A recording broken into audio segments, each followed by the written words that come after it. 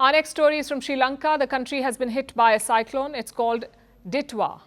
The cyclone has caused relentless rain in the island country, which has triggered floods and landslides. Homes have been destroyed, entire communities have been cut off, and thousands of people have been moved to shelters. At least 56 people have died, many more are missing. India has responded fast to help its neighbor. India has launched Operation Sagar Bandhu. Relief supplies are being delivered and helicopters are being deployed for rescue operations. But this crisis is not limited to Sri Lanka. Indonesia, Thailand and Malaysia, they're all battling deadly floods. Our next report has more. Sri Lanka is battling deadly floods. Days of intense rain linked to Cyclone Ditwah have inundated towns, triggered landslides, and cut off entire communities. At least 56 people have been killed. Another 21 are missing. Parts of the island have been drenched by more than 300 millimeters of rain in just 24 hours.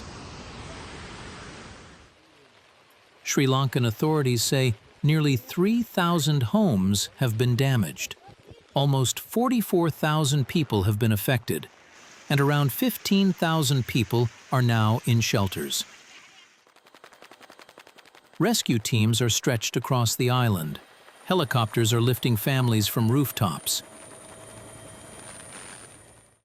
Navy boats are moving through flooded streets. Troops are clearing debris and reaching villages stranded by swollen rivers.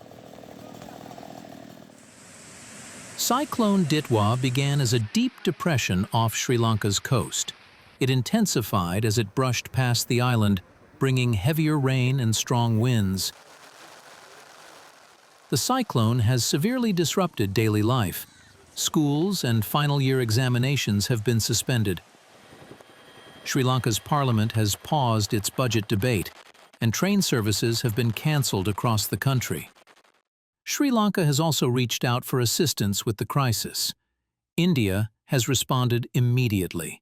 New Delhi has launched Operation Sagar Bandhu. Indian Navy ships INS Vikrant and INS Udaygiri have delivered the first consignment of relief materials. This includes 4.5 tons of dry rations, 2 tons of fresh food, and other essential supplies for affected families. Colombo has also requested air support. New Delhi has agreed to deploy helicopters from INS Vikrant to support rescue operations. Prime Minister Narendra Modi has also expressed condolences to the families who have lost loved ones. And he said, India stands ready to provide more assistance as the situation evolves. Sri Lanka's crisis comes as Southeast Asia faces its own wave of devastating floods. In Indonesia, the worst affected regions are on the island of Sumatra. Officials say at least 174 people have been killed by floods and landslides there. Nearly 80 more are still missing. Emergency teams say some areas remain unreachable, and the toll could rise further. Meanwhile, southern Thailand is also grappling with the aftermath. Floods have killed at least 145 people across multiple provinces. The southern city of Hat Yai has been one of the hardest hit. Malaysia, too, has reported fatalities from the devastating floods. Across Indonesia, Thailand, and Malaysia, more than 300 people have reportedly lost their lives in the past week. Millions have been affected, and authorities warn that further rain could slow recovery efforts. For now, the focus from Colombo to Sumatra to southern Thailand is the same. Rescue those still stranded, move people to safety, restore essential services, and wait for the waters to recede.